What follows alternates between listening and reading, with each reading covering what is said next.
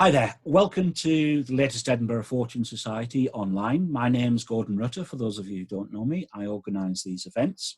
We normally meet on the second Tuesday of the month, and we normally meet in the Beehive pub in the Grassmarket at 7:30. Obviously, with current situation, we're not allowed to do that, we're not able to do that, so this is what we're doing to try and keep things going as normal as we can.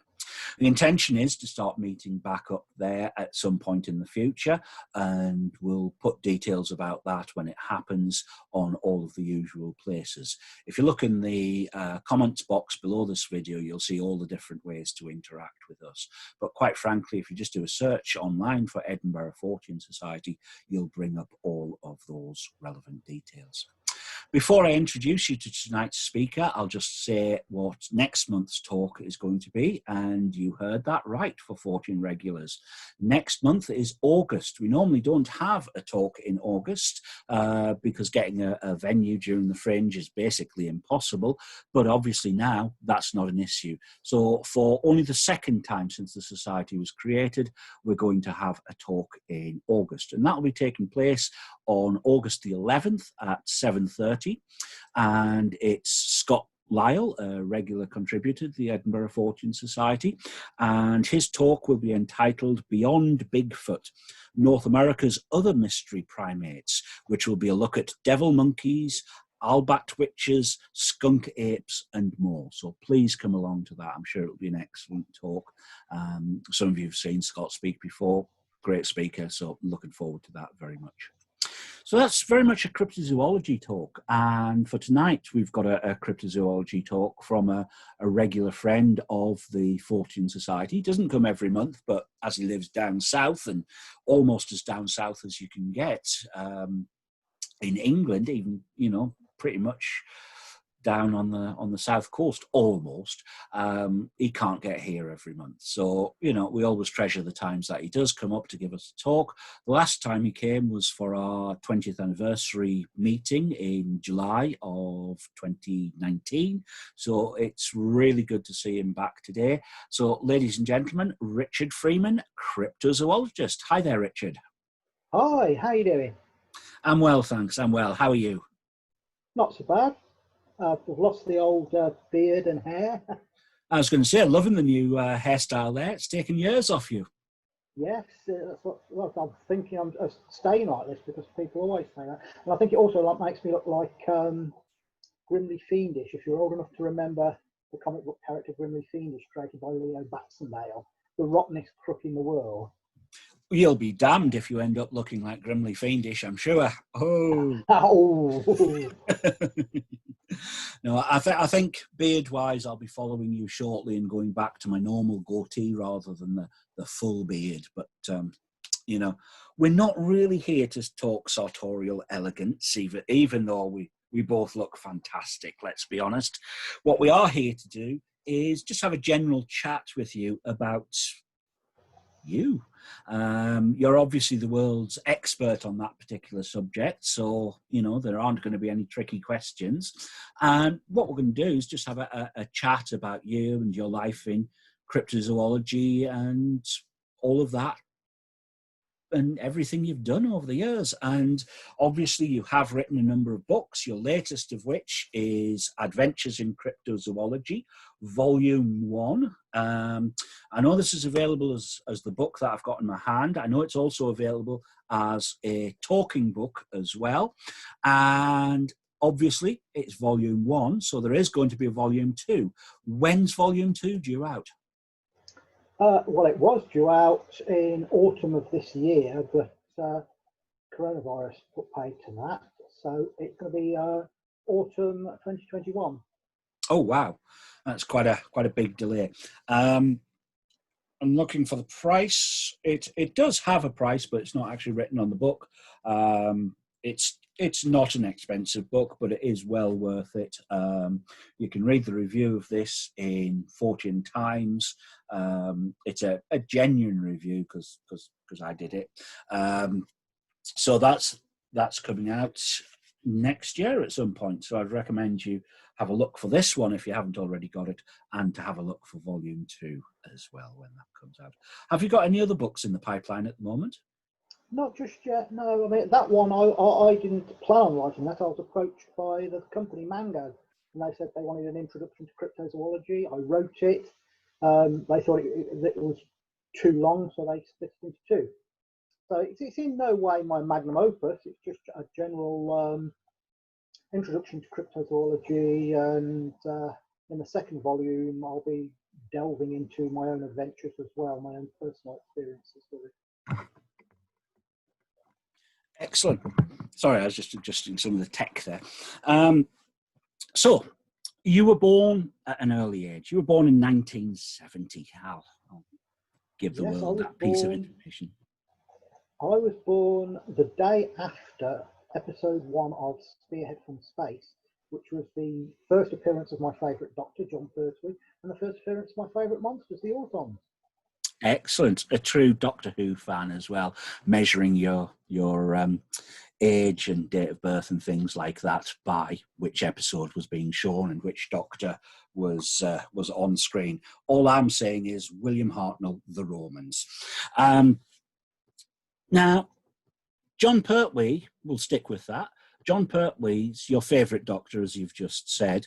Obviously, you weren't paying too much attention to it at the time, so you know the Pertwee years you'll have seen subsequently as videos, etc., and probably have very little, if any, memory of him from the time it was originally broadcast. But I know that he has had a huge effect on you, and in fact, it's really probably John Pertwee and Tom Baker that actually originally got you into this line. Is that fair to say? Yes, it is. My first memory of any kind is the Auton doll from Terror of the Autons, the little troll on the back seat of the car coming to life. So whether I remember that from the first transmission or a repeat, because back in those days the BBC used to repeat things quite a lot, I can't really say. But yeah, I owe my career to John Pertwee, basically. I owe my monster hunting career, and often I'm a goth. I used to have the black spiky hair like Robert Smith, but it all fell out, and I was a lot thinner when I was younger. But I still wear frilly shirts and Victorian paraphernalia, so I also owe Mr. Pertwee my dress sense as well. Cool. So, do you have a favourite well, let's throw it out even wider. Do you have a favourite Doctor Who story? I have an outright favourite. I've got a little bunch of favourites: the Terror of the Autons, the Sea Devils, Spearhead from Space, Genesis of the Daleks, Seeds of Doom, Pyramids of Mars, Green Death, the usual suspects, the John and Tom classics. Excellent stuff. Some good ones there. And most of the ones you've just mentioned have got some classic monsters. You mentioned the Green Death there. That's the one that sort of people of our age, if I can lump you into the same age as me, that's the one that most people remember, just with a simple phrase of the one with the maggots. Such was the impact that made. I'm not going to ask you at all about modern Doctor Who because I know the sort of reaction that will provoke. So we're going to steer well away from that. Now, I know work-wise, one of your first jobs was as a zookeeper. And obviously that gave you a lot of experience of working with different animals and also the knowledge about those animals, how they live, how they interact. Is there anything else from the zookeeping days that you've brought to your cryptozoology side? Well, I always have a great love of reptiles. I used to work at Twycross Zoo, where the PG chimps come from the adverts, for those of us old enough to remember. You know, the pianos on my flat, Dad? But they were only little babies when I knew them. They were vicious adults that would tear your face off as soon as they look at you. One of the few animals I dislike are chimpanzees. Chimpanzees and domestic cats are two animals that I'm not very keen on. Everything else I love. Moths, I'm terrified of big moths. No, but everything else I love. And I have a particular love of reptiles. Crocodilians are my favourite animals. And I worked with a bit of everything when I was a trainee, and then I took over running the reptile house because the guy who ran the reptile house before me, who was funnily enough called Dennis Wheatley, but he wasn't the Dennis Wheatley who wrote The Devil Rides Out and Haunted with Toby Jug and so forth. He wasn't that Dennis Wheatley. But he left just as I was graduating from my training, so I took over running the reptile house, and reptiles have always been my favourite animal. Excellent, cool. So, what prompted the change from the mainstream side of animals, if you like, to the cryptozoology, to the hidden animals? Well, I've always been interested in cryptozoology as far back as I can remember, and also once again, it was Doctor Who that started this. We had stories like The Abominable Snowman and The Web of Fear and The Terror of the Zygons, which involved actual cryptids, and then we had the idea of a lot of the Pertwee stories were set on Earth, so the monsters that he fought were on your doorstep, which made them all the more compelling and frightening. So I've always been interested in strange creatures. You may remember a David Attenborough series called Fabulous Animals from 1975. Never repeated, never released on DVD. I wrote to the BBC about this, and they gave me lots of curt replies. Oh, we have no plans to release this. Another reason why, on a long list of reasons why I dislike the BBC and no one to watch them. I would love to see, none of it's on YouTube, but it's a great inspirational little series. Wonderful. So I was always interested in strange animals. One summer I was out looking for the beast of Bodmin Moor, leaving out bait and camera traps and things. And I happened upon Potter's Museum of Curiosities at the Jamaica Inn, which is sadly now defunct, but it was a collection of strange paraphernalia collected by this guy called Walter Potter. And he stuffed animals in strange poses, so you'd have squirrels having jaws and guinea pigs at school and kittens getting married. And he also collected odd items, and he had them all in this strange little museum, so you would have the head of a man-eating crocodile displayed next to a model of a church made out of feathers that was next to a Maori axe. And it was such a wonderful collection of strange objects. It's sort of really old-fashioned how museums should be. Sadly, it was broken up and sold off. The only place like it now is the Little Shop of Horrors, Victor Wynn's Little Shop of Horrors in London, which is very similar. Has a very similar vibe to it. Anyway, I had to look at this museum, and on the way out in the little shop, I happened upon a magazine called Animals and Men, and it had a picture of the surgeon's photograph of the Loch Ness Monster on the front. And this magazine, Animals and Men, wasn't as rude as it sounded. It was all about cryptozoology, and I read it. I thought, well, what a great little magazine this is. So I subscribed to it, and then I started having conversations with John Downes, who was the guy that published it.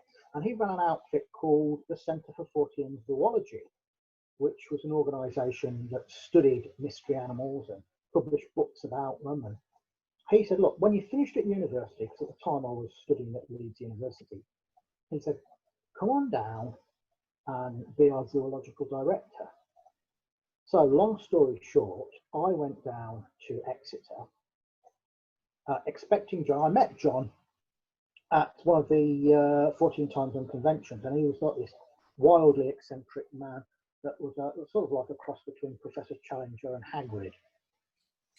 And I thought he'd be a little bit like Lord Bath, and that he was incredibly rich, and he had a sort of mansion somewhere in Devon.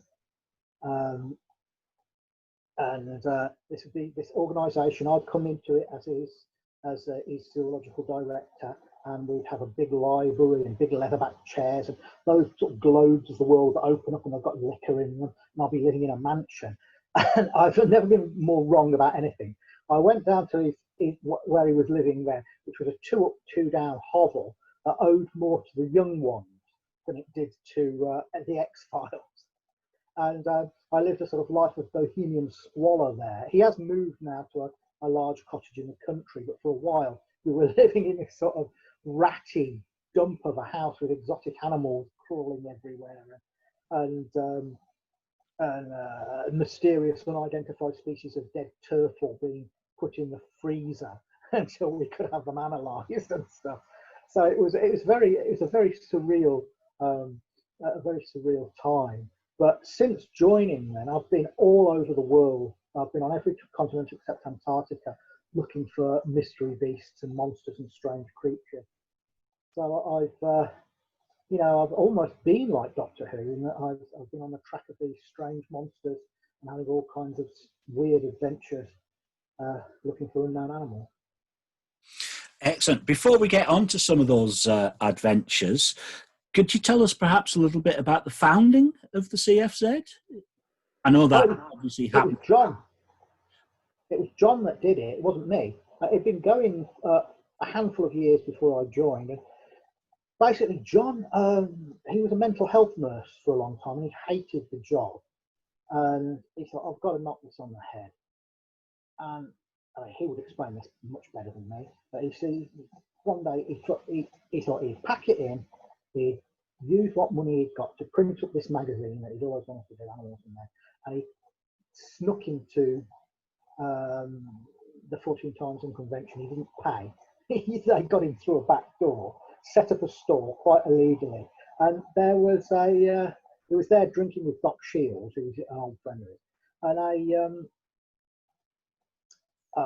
someone from the press, one of the newspapers, came on and said, "Oh, yeah," and Doc Shields said, "I'm the wizard of the Western world, and this gobshite here is Britain's finest cryptozoologist." Well, so from then on, he was Britain's best-known cryptozoologist. And the magazine sold out, so we could afford to print another one. People started subscribing. So it's sort of like fire in a bottle, and it went from there. So for the first few years, the CFZ, all it really did was print this magazine. But then, shortly before I arrived, they went looking for the chupacabra in Mexico. And then I arrived and we started to do more expeditions. And then we would do far more field work, then both in the UK and abroad. So obviously that is one of the fun things about being a practicing cryptozoologist rather than an armchair cryptozoologist.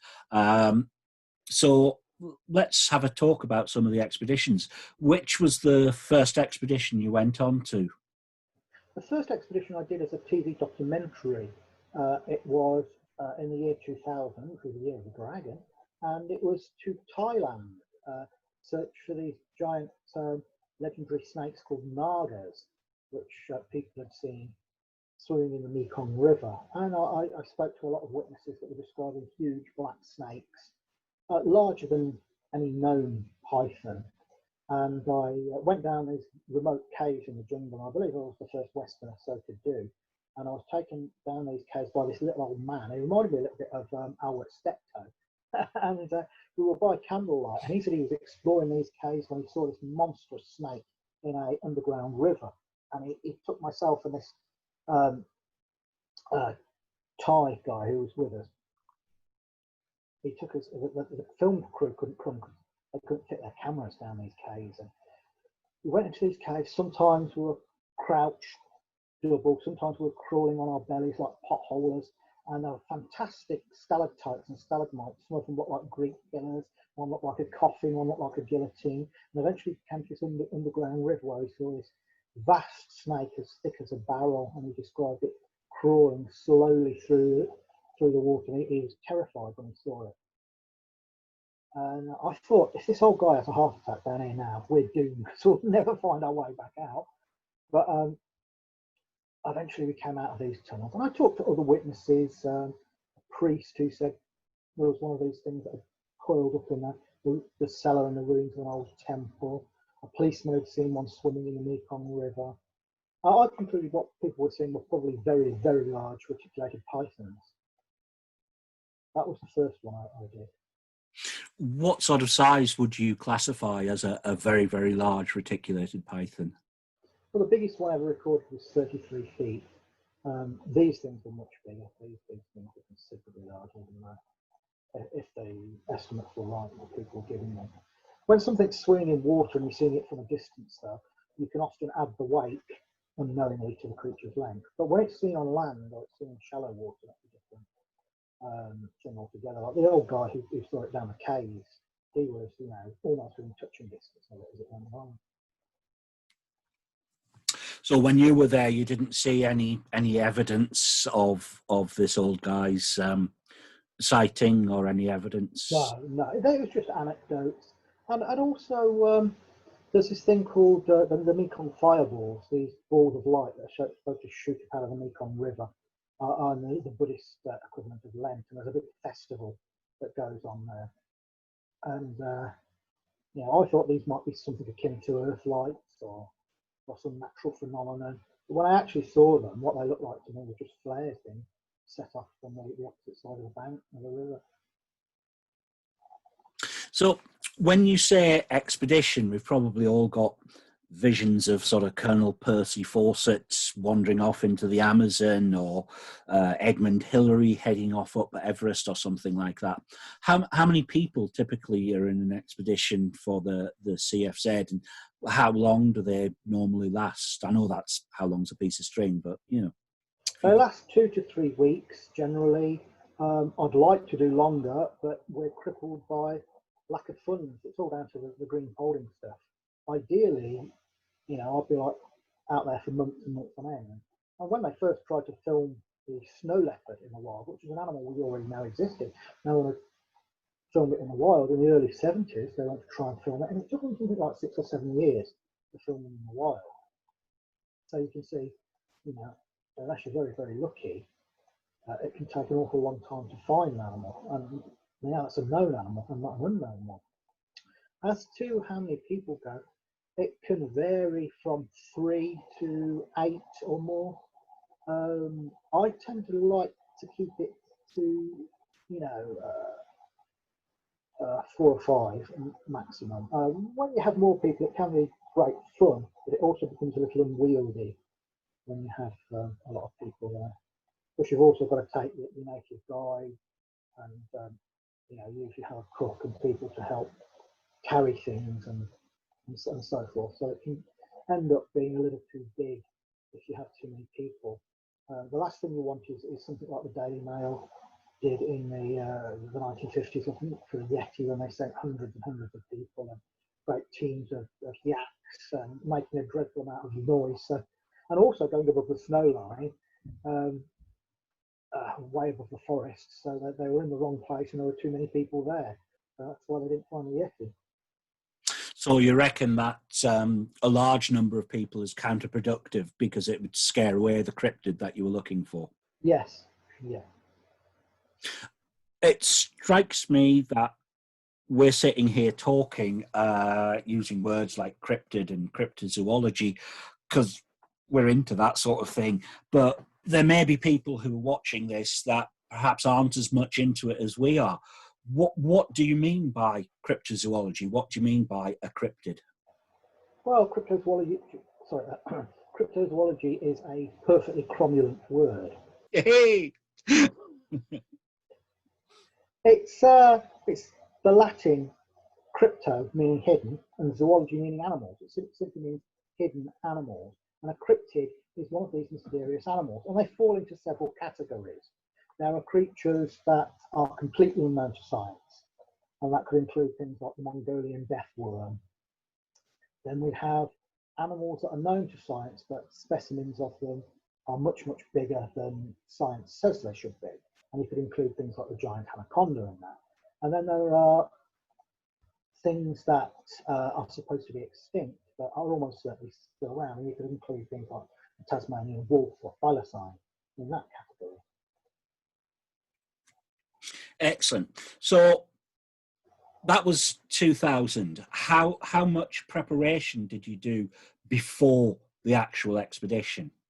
Well, that one, not a hell of a lot, because they rang me up and they said, look, we're doing this expedition, do you want to come? And I said, oh yes, sure. So, you know, a couple of weeks later, I was, you know, on a flight out there, because that one wasn't organised by me. That was organised one of the very rare times where a television company has paid for it.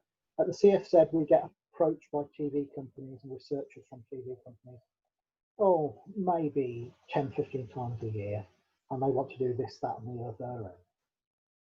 We give them a bunch of ideas and they get terribly excited, then they go away and we never see them again.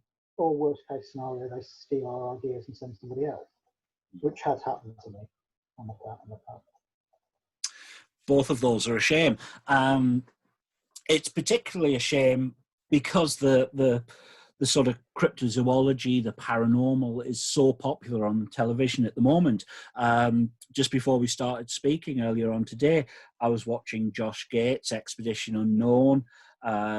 Obviously, there are loads of different Bigfoot shows, etc., etc., and it would be great to have a crew follow you on a full expedition and, you know, spend time looking at it. We've spent years watching Arthur C. Clarke's Strange World and things like that, where you'll have 2 or 3 minutes on the Loch Ness Monster and then they'll move on to the next story. And there does seem to be this trend in television now, I'm grateful for it, where they spend a little bit more time investigating these things.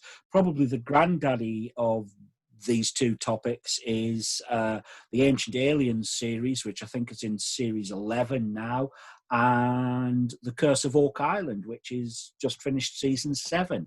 So those have produced multiple hours of TV just on one specific idea, particularly in the case of Oak Island. So if we could get something like that with you, with cryptozoology, then, you know, I think that would be really fascinating. That would be wonderful. You know, I've caught episodes of Ancient Aliens, and to be honest, I've never seen such rank nonsense in all my born days. It seems like the less credible a subject is, the more they want to make television about it. I've been trying to get a TV show on cryptozoology, a serious science-based TV show on cryptozoology, off the ground for years and years and years. It's like banging your head against a brick wall. Nobody wants to know. I remember years ago I was approached by a researcher from a series, and it was, what was it called? It was Jonathan Ross's very attractive wife, whose name escapes me now. What's her name? Jane Goldman. Absolutely stunning looking woman. She'd done a series called Jane Golding Investigates, which was about sidekicks and ghosts and stuff. They were doing a second one, and they wanted it a bit more science-based, and they wanted something to do with cryptozoology. But they said, we have a small budget, so it's going to have to be Europe or the UK. So I gave them the idea that lake monsters are probably huge fish. Some of them are probably gigantic eels, huge sterile eels that have stayed in fresh water and got bigger and bigger and bigger. And I said, like, we could go up to one of these lakes like Loch Morra or somewhere, or one of the Irish lakes, and we could bait them using permeable sacks like Hessian or something, fill them with bait, fish meal or something, or dried blood, attach them to buoys, and if something grabs one of these things, pulls it so hard the buoy goes in the water, we know there's something bigger in the lake than it should be there, and we might be able to get close enough to actually film whatever it is. And this researcher thought, he said, oh, this is wonderful. This is a great idea. It's brilliant. And he said, I'll go and talk to the producer and I'll be back to you in about 2 weeks. He got back in 2 weeks and says the producer doesn't want to do it because it's too real. It's too much like natural history. It's not about alien abductions or guardian angels or healing crystals. That's the kind of garbage we have to deal with. I have got so many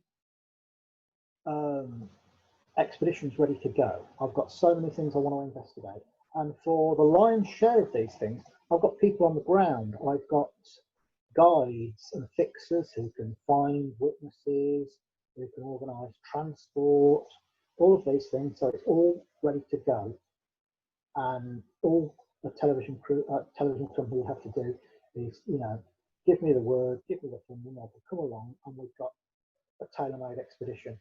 But nobody wants to know. That's a shame. Have you ever thought of doing some sort of double thrust expedition where you go and look for lake monsters and fairies in the same location? No, I've never actually thought of that. I mean, I've you know, dallied with the idea of doing some sort of crowdfunding, but I haven't done it yet. I mean, I was going to go to Mongolia with an American film crew who had got some private backers to make a documentary about cryptozoology, and they were going to go to Mongolia this year, but it all fell through. Even before coronavirus appeared, it had fallen through. Their backers had backed out, which always seems to happen. That's a shame. I mean, obviously, if there are any TV producers watching this and they want to get in touch with Richard, as I say, all the contact details for Edinburgh Fortean Society are in the comments box below this video. So please feel free to get in touch with me and I'll pass the information on to Richard. I'm sure you'd get an excellent show from that. I'll tell you what, another thing that happened once, another thing that happened once was somebody, I think they were from the BBC, they said they wanted to fund an expedition, but we had to guarantee we'd find the creature. Oh, well, so, guarantee it. Yeah, excellent. I'm going to throw the questions to one or two other people, because we've got some people who've submitted questions and we've got some people who we've got that we can actually see. I'm going to start with the very first question that was submitted when I mentioned that this talk was going to take place. And this was submitted in the comments section on the video from our last Edinburgh Fortean Society online meeting. And it was just a fairly simple, straightforward question. And that question is, why are you so handsome? Genetics. It's just the look of the draw. Okay, fair enough. That was submitted by somebody identifying themselves as the third Doctor, so we can take away what conclusions we want from that. We then had some questions that came on the Forteana forum discussion board. If anyone wants details about that, I'll pop them on the box as well, so you can join in that. It's one of the best discussion boards around. And there are two questions there from a gentleman called Lord Mongrove. And he asks, firstly, is it true you were voted Cosmopolitan's sexiest man alive? And secondly, are the rumours that you are going out with Gemma Chan from Humans true? I wish. Gemma Chan is one of the most beautiful women in the world. Now, I must admit, I do have my suspicions about who it was who asked all three of those questions. And I think it might have been you, Richard. I think you might have put those up. Yeah, shocking behaviour. But we do have some genuine questions, although I'm sure those were genuine questions as well. And the first of our questions is from an Edinburgh Fortean Society regular, Alison Rutter. And here she is to ask her question when I get the technology sorted.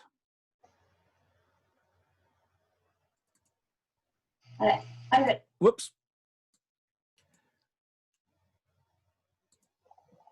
This is all supposed to go so smoothly. Hi Richard. Hi Alison. Cryptid and why? My favourite cryptid, the Tasmanian wolf, or thylacine, because I think it's the one that is most likely to exist. We know it was a real animal. It was supposed to have been hunted to extinction in the mid-1930s, but since then there have been over 4,000 sightings of it, including by park rangers and zoologists. And if I was a betting man, I'd put my money on that. We know that one of its closest living relatives, the Tasmanian devil, we've looked at the genetics of that and know that it can breed a healthy population from a very, very low base population. So probably the same is probably true for Tasmanian wolf. As well as Tasmania, it's seen in New Guinea, where it's known as Dobsonga, and the hill tribes up there describe a dog-like animal with stripes down its back, with great gaping jaws that will come down and kill livestock and drink the blood. Perfect description of a Tasmanian wolf. And also Professor Henry Nicks, who was a zoologist, I believe, from Melbourne University. He's developed a program, a computer program called BioClim, wherein you put everything you know about a certain area and everything you know about a certain species that lives within that area, and it will match it up. And within that geographical range, it will tell you where you're most likely to find your target species. So if you're looking for white rhinos in Botswana, you'd match it up and it will say white rhinos should be found here, here, and here. As an exercise, he did that with a Tasmanian wolf, and he found out the BioClim program, where it was predicting thylacines should be if they were still alive, there was something like a 98% match up with where people were actually reporting them from. So it's been called the healthiest extinct animal you'll ever meet. So that's the one I think is, I was nearest doubt to 100% it's still around. That's interesting. That's cool. Have you ever used the eDNA technique to investigate any of your cryptids? Not yet, no. Not yet, but I'm familiar with it. And it's a very exciting development. And it's something I'd like to take further. Cool. Excellent. We'll go back to Alison with her next question.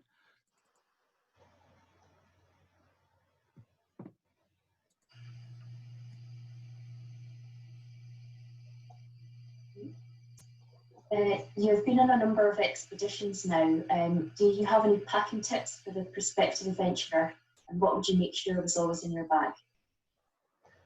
Yes, travel light. Try and travel light. You don't want to be carrying too much stuff through the jungle or up mountains or across swamps or through the desert.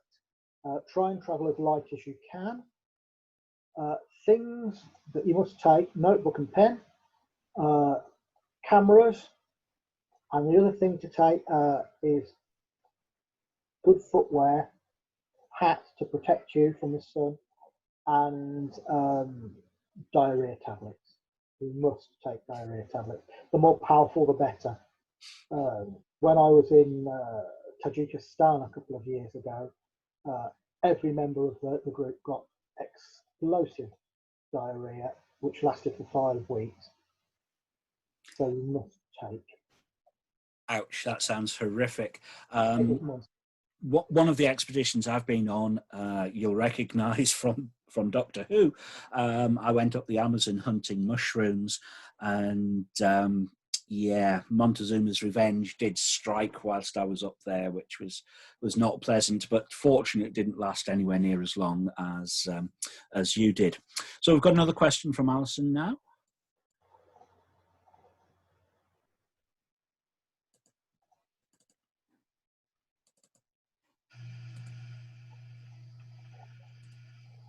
If you had unlimited funding and could choose one cryptid to investigate, what would it be and how would you go about it?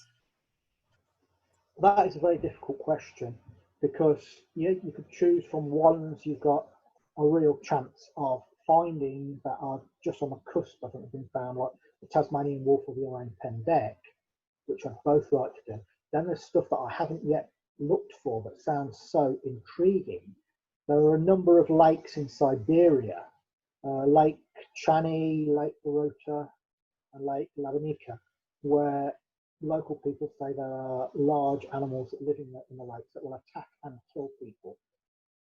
In Lake Chani, which is in southern Siberia, over the past decade or so, 14 people have been attacked and killed by something that lives in that lake. But witnesses say it is serpentine, 30 feet long, and flips boats and grabs people. There was one guy who was fishing there with his friend on a boat. This creature ran the boat. They both fell into the water. Whatever it was, grabbed his friend. He made it to the shore. Never saw his friend again. There's another case of a woman who was watching her grandson, who was a soldier, fishing from a boat on the lake. Once again, it's rammed. This creature grabs him, pulls him into the water, never seen again. And they've asked for an official government investigation, and the government said, oh, people are just getting drunk and drowning. And it's a sort of drowning where bits of them wash up, having been chewed by something. So what the hell that is, perhaps a gigantic eel. Sturgeon grow very big, but they're not man-eaters. So what the hell is in those lakes? And the other two lakes as well, Barota and Labanika, they have nomads visiting there and hunters that they say they've had their rafts flipped over by something. They've had deer chased into the water and then grabbed and dragged under by this creature. And Lake Channy has villages around it, but the other two are very remote, out in the eastern Siberia on the taiga, on the tundra rather, and no one lives there. But Lake Channy has, you know, villages around it, and the fishermen from these villages want answers, and they're not getting any. And it unfolds like a horror film or a horror novel. It's like a sort of a freshwater Russian version of Jaws, and no one has investigated it. And I've put this forward to TV companies. This great story, this compelling story. No one wants to know. But I think that's what I'd go and do. I'd do the lakes of Siberia. Excellent, cool. And the final question from Alison is a bit nicer, if you like, and that is specifically this one. What is your favourite animal from your zookeeping days and why? My favourite animals were crocodiles and alligators, because they're so spectacular.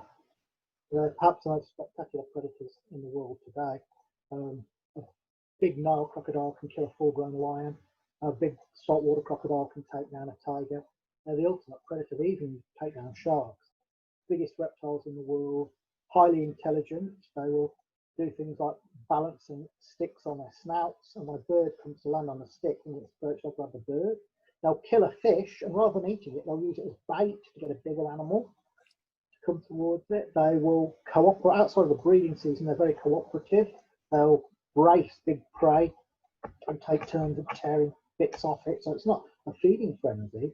It's a very ordered behaviour, and everyone gets a share. And they'll even turn themselves into living underwater walls by crawling on top of each other and corralling fish.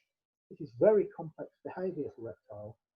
Crocodilians are fascinating, and another thing I'd like to do is go and look for the world's biggest crocodile, because you get certain outsized individuals in places around the world that take on a semi-legendary status, like Gustav in Lake Tanganyika, who's been responsible for the deaths of at least 300 people. You've got one called Mysore, which means darkness, in northeast India. You've got Potol in Agusan Marsh in the Philippines. He's supposed to be 30 foot plus. Another man-eater. And where's the other one? There's another one in Borneo. There's a gigantic crocodile. It's supposed to be an albino, sort of a reptilian equivalent of Moby Dick, which we've seen over in Borneo. So I would like to, if I had the funds, another thing I'd like to do is do the CSN Giant Crocodile project and go around and look for all those giant crocodiles and try and film them with a measurable frame of reference to get a handle on their size. But a 30-foot croc is going to be weighing 3.5 tons. Excellent. Thanks for that, Richard, and thank you for those questions, Alison. I would say if you're going to go for the albino crocodile, just to be careful, you likened it to Moby Dick, and we all know what happens in the end of that story, so be careful. I'm going to stick with questions from other people for the moment, and we've got some more questions from a regular member of the Edinburgh Fortean Society, and in this instance, these are questions from Scott Lyle.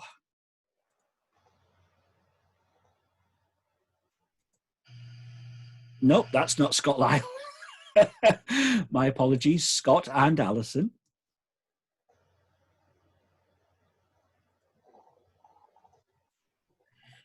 Hi, Richard. 2 questions. First is, of all the investigations and fieldwork you've done, what do you think is the most likely and least likely cryptids to exist? And secondly, again, talking about all the investigations and fieldwork you've done, what experiences freak you out the most? Well, firstly, the 2 that I think are most likely to exist are the Tasmanian wolf, which I've spoken about. At one time, I was in a remote part of Western Tasmania, and I was along a little forest trail, and I got this smell. Now, all the old bushmen who knew the Tasmanian wolf when it was still around said that it smelt like a hyena, because a lot of them had served in South Africa in the army, and they knew the smell of a hyena. I know the smell of a hyena because I'm a zookeeper, and I got this smell that was exactly like a hyena on this one small patch. It was as if whatever made that smell had walked across that little track just moments before. And I set the camera trap up there, but I didn't get anything. And when I was coming back along the trail, the smell had gone. So, was that a thylacine? I don't know. But the smell was very like that of a striped hyena. So that's number one. And number two is the orang pendek, which is a small upright walking hominin from the island of Sumatra in Indonesia, in Western Sumatra in particular, around Gunung Tujuh in Lake and Kerinci Sabak National Park. I've been over there 5 times looking for it now. I've found footprints, I've found handprints, I've heard it calling, a very distinctive call. My colleague and good friend Dave Archer and our guide, the late Sahar Dimas, both saw the creature from a distance of about 100 feet, squatting in a tree. It came down out of this tree and walked away on its hind legs like a man. And Dave said, who was looking at it through a viewfinder, said it had a remarkably human-looking face. Now, we've also got hair that's been analysed by Lars Thomas at Copenhagen University, and looking at the structure of it, he says that whatever this thing is, it is related to but distinct from the Sumatran orangutan, and he is convinced that there is a large unknown primate living in Sumatra. Now, just a few years ago, 2017, a new species of orangutan was discovered in Sumatra, the Tapanuli orangutan. So I think that the orang pendek is the 4th extant species of orangutan. We have the Bornean, the Sumatran, and Tapanuli, and we know the Bornean and the Sumatran speciated before Borneo, Sumatra, Malaya all broke away from each other when the sea levels rose and turned them into peninsula and islands respectively. So I think this is the 4th species of orangutan, but it lives on the forest floor rather than being arboreal. It walks up like a man, and it has darker fur, generally described as grey or black, the fur of the orangutan there. As for the most freaked out I've been, several times in Russia. One time I was I'd been up this mountain in Russia looking for a supposed carcass of an almasty, the Russian wild man, which incidentally the Soviet government took so seriously, they had a commission to look for it, and the commission has just been restarted again. At one point, I was walking across what I thought was solid snow, but it wasn't. There was a crevasse underneath it. I fell through it, and suddenly I was sliding down towards a 300-foot cliff, and I just managed to jam my boots against some rocks and stop me sliding across this great sheet of ice and snow off the edge of this cliff. Then, coming back down from this mountain, which really had it in for me, this mountain, I was separated from the others on this by taking a wrong turn, and I was walking along a cliff that was gouged out by a retreating glacier that would occasionally rumble, and part of this cliff gave way underneath me, and I was hanging onto some tree roots like Indiana Jones, and I had to haul myself up. So they were pretty, freaky experiences. But one really strange experience was in an old abandoned farm several miles outside of the village of Neutrino in Russia, and this farm had been abandoned after a triple murder there in the early 70s. But people had seen almasties around it. One of the guys that was with us, an archaeologist called Anatoly Serendenko, had seen an almasty there several years before.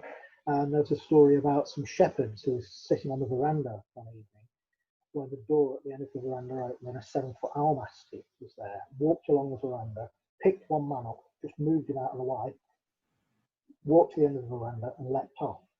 So we staked out this old farmhouse, which consisted of 3 rooms, which didn't there was no connecting doors in them. You had to go out onto the veranda. 3 rooms, an L-shaped veranda running around it, and we set up bait and camera traps everywhere. And a lot of the witnesses we talked to said that the Almasty makes a strange twittering noise like a bird. And about 10 o'clock at night, one of the camera traps flashes, it goes off, and there's a weird twittering noise, and it's dark, there's no birds around. I think, is that what I think it is? But then nothing happens at all, and it gets to about 2 o'clock in the morning, and we go into one of these rooms to go around an old stove and get warmed up, an old sort of range. And my friend Dave Archer, who's the guy that saw the orang pendek, he falls asleep on this manky old mattress. And myself and another cryptozoologist called Adam Davis, who you've probably heard of, we're just sitting by this stove. And the door to this room, which is a good 7 foot tall, this door, is slightly ajar, and there's starlight, moonlight streaming in. Then we hear this deep guttural vocalization that sort of goes bum bum bum bum. And I said to Adam, I said, "Do you hear that?" And he said, "Yeah." Then about 25 seconds later, something walks along the veranda, and it's up on 2 legs, because as it passes the door that's slightly ajar, it blocks out the moonlight and the starlight to a height of 7 foot plus, whatever it is. And I said to Adam, "There's something out there on the veranda." We grab our digital cameras and rush out, but all we can see is darkness and silence. Whatever it is, it's disappeared into the night. And we explored around the outbuildings and around this farm. We found nothing at all. And when we checked the camera traps in the morning, all we got was vegetation being moved. So was that an Almasty? I don't know. It certainly wasn't a bear. A bear would have made more noise than been moving on all 4s. And if it was a man, he was 7 foot plus. So that was pretty freaky. Wow, scary stuff being a cryptozoologist. I noticed one thing you said when you were talking about the orang pendek. The 2 witnesses on your expedition, they saw the face through a viewfinder and described it as very human. So does that mean they managed to get some photographs of it? No. Sahar saw it with his naked eye. Dave saw it through the viewfinder with his camera, but it was steamed up, and the humidity was affecting the batteries of our cameras. All our cameras were going down because of the humidity, so we had to take more batteries the next time we went back. I said to him after this, every single skeptic in the world now will just laugh at you, and they'll not believe the words you said, because you're looking at the viewfinder and you didn't get the film. But there was nothing we could have done. I wish I'd have been there with him, because my camera was working fine that day. But we'd split up, you see, and I'd gone to another part of the jungle. 50-50 chance to see it, and you missed it. Hard luck. Talk of orang pendek brings us to a question that was submitted on Twitter from Oliver D. Smith. Will Richard change his mind about orang pendek and Ebu Gogo in light of the fact that Homo floresiensis, the Flores man, specifically fossil LB1, has been redated from 18,000 years before present to 60 to 100,000 years ago? Well, I never thought that Homo floresiensis and orang pendek were the same thing. I've always thought that orang pendek is a ground-dwelling bipedal orang. I never thought it was the same thing as the Homo floresiensis. But interestingly, in the same forest, they have a tradition about something that they call the orang kardil, which they say is totally different from the orang pendek. They say it's smaller, it looks more human, it's less hairy, although it's got long hair on the head. And they hunt with poison-tipped bamboo spears, and they live in little groups. And our guide, Sahar, he said his father encountered them in 1981. And he said he was with a friend, and they were trading rice with other villagers, and they were travelling through the jungle with their rice to trade for other goods. They stopped at this one area. They were cooking some of this rice one night, and one of these creatures came out of the forest and tried to steal some of the rice. And Sahar's father's friend killed it with a parang, which is similar to a machete. And according to the story, loads more of these tiny people come out of the forest and speared this guy to death with bamboo spears.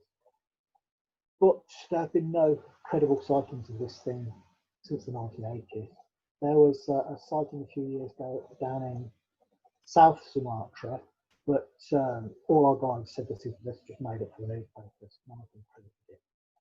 So Homo floresiensis and other things like it, there's been a new one found in the Philippines, Homo lutzenensis, if memory serves, which seems to be very similar. And these things we think now are not related to Homo erectus, they're descendants or relatives of Homo habilis, which is a much more primitive hominid, which we didn't know left Africa at all until very recently, but it seems to have left Africa and left this lineage right across the world, because the Philippines and Indonesia have got its relatives in it, and there is some fossils from only 10,000 years ago in Red Deer Cave in China, which seem to be more closely related to habilis than they are erectus. So it's liable that Homo habilis left Africa as well, and it left this lineage that we're only just finding out about now. Oh, that's cool. Excellent. There are one or two technical problems going on. The sound's a bit quiet, so apologies to people. I hope you can still hear Richard okay. There's a few more questions I've got. I'll go with them. And these are all from the Fortean Forum and from Fridays Wide. What are the prime texts or videos, etc., for someone who is new to the field? What do you recommend? Obviously, one of the things you recommend is Adventures in Cryptozoology, Volume 1 and 2. But other than your own works, what would you recommend? Out of the Shadows, Mystery Animals Australia by Tony Healy and Paul Cropper. The Yowie, also by Tony Healy and Paul Cropper. On the Track of Unknown Animals by Dr. Bernard Heuvelman. In the Wake of the Sea Serpents by Dr. Bernard Heuvelman again. Most of Carl Schuker's work, in particular Lost Ark, which is really his magnum opus.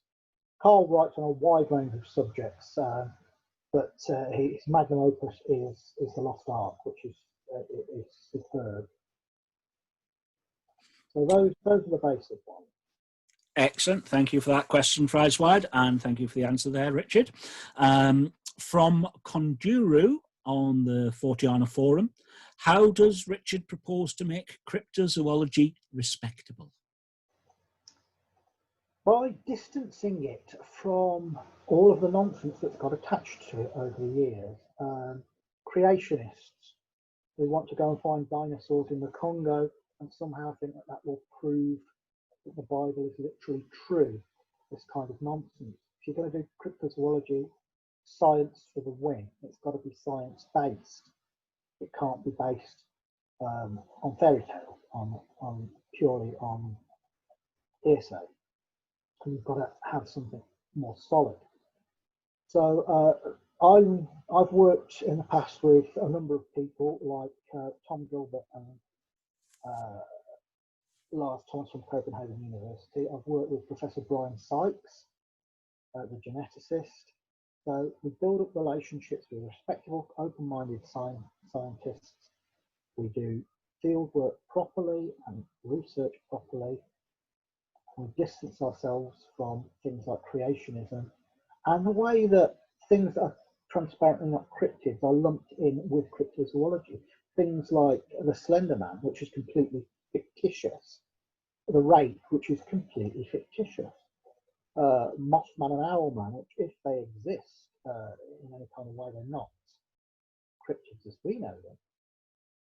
Cryptozoology is strictly about the search for unknown animals, and we have to keep it that way, and we can't have it being sort of infected, if you will, with mumbo jumbo.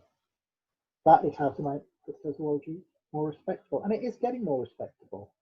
I mean, Professor Henry G, who works for I think it's the editor of Nature, he says, you know, maybe it's time for cryptozoology to come from the cold.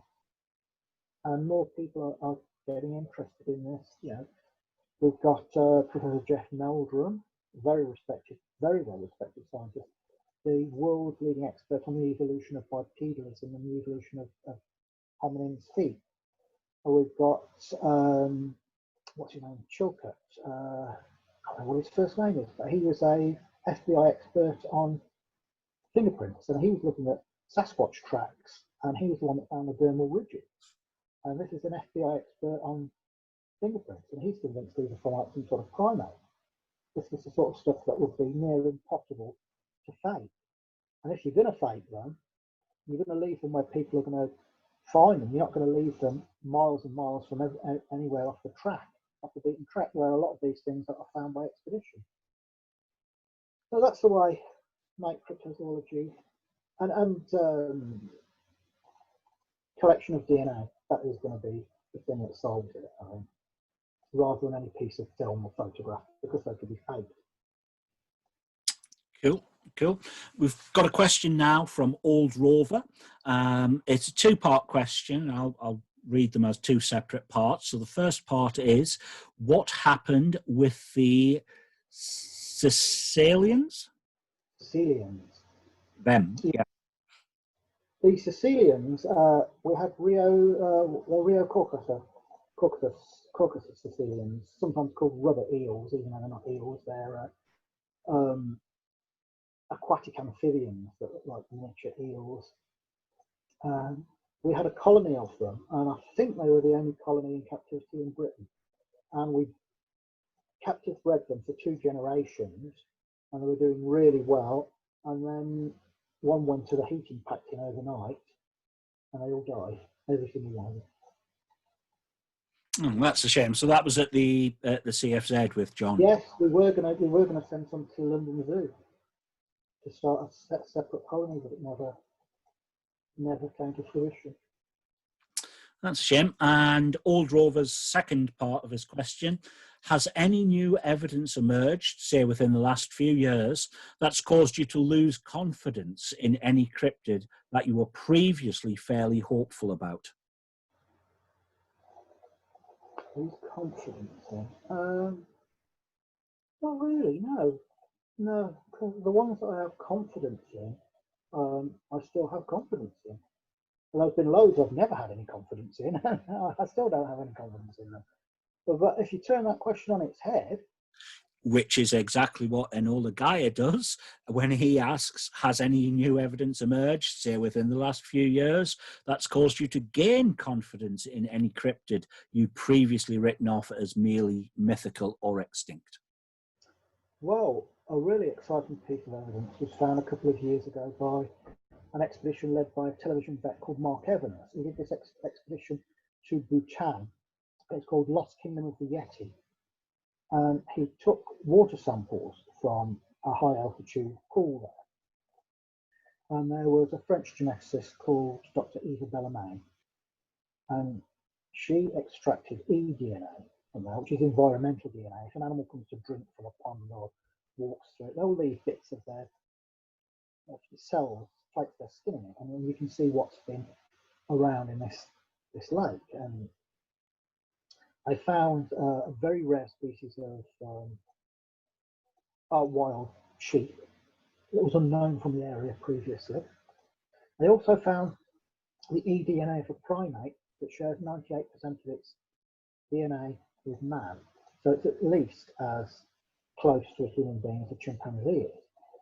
Now, there's nothing from that area that is known that would fit that profile. Now, I tracked down Eva Bellarmine, and over a number of emails that I talked to her about this, and she confirmed that, yeah, this was the case, but she couldn't get the funding to do more tests on it, and she didn't work for the company that still had the samples. She'd moved on, and she said, if this company still has the samples, you'd have to get them from them. So I contacted my friends at Copenhagen University, and they've tried to contact this company, and that's where it is at the minute. And it sort of seems to have ground to a halt, which seems to be, any time we get some evidence, it's sort of left somewhere on a shelf and nobody does anything with it. Presumably because they don't have the money to follow it through, and they don't necessarily have the passion themselves to do it on their own volition, I guess. I'm sure that in a number of museums there are forgotten specimens in some dusty basements of cryptids. There could well be orang pendek material in Dutch museums that's been mislabeled as orangutan, that has been for a century or so locked away somewhere. Delcourt's giant gecko, that was on display in a natural history museum in Paris for years. They didn't know what it was unlabeled, until a gecko expert saw it and nearly had a fit, because it's this giant gecko the size of a monitor lizard, the biggest gecko that ever lived. And they reckon it comes from New Zealand. They don't know if it's extinct or not, if it's still knocking around on the North Island of New Zealand, because there are Maori stories of this big lizard that lives in the trees, and there are the occasional reports of large lizards being seen in New Zealand where there should be none. And whether these are escaped iguanas or monitors, or are they surviving examples of Delcourt's giant gecko, we don't know. But that was in a museum and they didn't know what the hell it was. I mean, obviously, your average museum, the storage area looks like something out of the end of Raiders of the Lost Ark, where you've got all of the boxes just absolutely full. And what we see in the museum on display at any one time is just a tiny, tiny fraction of the collection. And they tend to stick with the obvious things to show. So as you say, there is the potential for a lot of stuff to be hidden there. In Edinburgh, we've had people like David Heppel working at the National Museum of Scotland. And David, as I'm sure you know, was one of the founder members of the International Society of Cryptozoology. So he would have been somebody who was perfectly placed to, you know, have a poke in the archives every now and again. But I don't think he ever did, as far as I'm aware. Do you have any evidence that he did that? No, I've not heard anything like that. But when I was in Mongolia searching for the Mongolian death worm, which was my favourite expedition I've ever done, and something I want to go back and do some more of, one of the witnesses said that years and years ago, during the Soviet era, a group of Russian scientists who were studying snakes in the area were supposed to have killed a death worm and taken it back to Russia. So there could be an unknown species of sand boa or a worm lizard, Alpha spana, preserved somewhere, maybe in some jar in the annals of Moscow Natural History Museum, the Darwin Museum, or one of the other museums, that is the creature behind the death worm story. Awesome. As you say, the problem is getting access to this material, or people even knowing what it is that they've got. We've really only spoken in depth about one of your expeditions, and we've talked in general terms about a lot of other things. What would be next for you at this moment in time? I know you talked about the hunt for the Mongolian death worm. That seems to have fallen through, but are there any plans that you've got at the moment that you can share with us for what you're Nothing solid yet, nothing solid. I've been very generously been given some money by ASAP, the Association for the Scientific Study of Anomalous Phenomena. I have a woman who wishes to remain nameless, but I've known her for years and years. She said she wants to finance an expedition with some money she's coming into in the autumn. So how much she gives me, if she does, if she still wants to do it, will probably dictate where I go next. I'd love to go back to Mongolia. I'd love to build on the Tasmanian wolf and orang pendek research I've done. I'd like to go back to South America for the giant anaconda, because I went to look in Guyana for the giant anaconda. One of the very rare times we got funding. We got funding from Capcom, the game system, the game producers. They got a game called Monster Hunter 2, and they wanted to tie it in with that. So we went when that was being released, which was in October, and it was in the middle of a terrible drought. the worst drought in living memory. Even the natives couldn't remember anything like it. So we couldn't get out to the very remote lakes where these creatures had been seen. Damon Corrie, our guide, he's a hereditary leader of the Eagle Clan Arawak people. Great guy, and he was with us, but we just couldn't get to these remote lakes because the rivers were so low, and we were on savanna rather than rainforest, so it was monstrously hot. I can usually deal with the heat, but here we were all suffering from heat stroke. We were collapsing. We were being torn apart by vine flies. There's a photograph somewhere, which I'm not going to show you. Someone took a photograph of my arse, and it had been savaged by vine flies, and it looks like a giant mutated strawberry that had been grown in Sellafield or somewhere. And it was the most brutal expedition we ever did. But I'd like to go back to South America to look for the giant anaconda, maybe to somewhere like Peru or Bolivia, but not during the dry season, not in the height of the dry season. But with the giant anaconda, we know that because it doesn't lay eggs, it retains the egg. The female retains the eggs in her body, and she gives birth to live young. So the link with land is broken, and these very, very big females, they stay in the water most of the time. And in remote, undisturbed areas where they're feeding a lot, there's a lot of food source there, putting all that energy into growing. You know, we could see snakes much bigger than anything known to science. And I'd like to try and film one of these things. Cool stuff. There's so much we haven't touched, we haven't covered on, but we've already been going for an hour and a quarter. So I think that probably seems a reasonable moment to stop with some ideas of your because I know we will have you back in the future to talk to the Edinburgh Fortean Society online, in person, even as a podcast. I don't know, lots of different possibilities, but we'll definitely continue our conversation. So Richard Freeman, thank you very much for this evening. Thanks for having me. Edinburgh's my favourite city, and when this dystopian science fiction novel we're all living in finally reaches its end, I shall come up and lecture for you again and ask the members what creature they want me to talk about, if they want me to focus on one particular expedition, and I'll be happy to do that. Excellent. Well, we're always happy to have you because we know when you're here, it's a good time that's had by all. So thank you again. We'll definitely take you up on that, and we'll have you back at some point.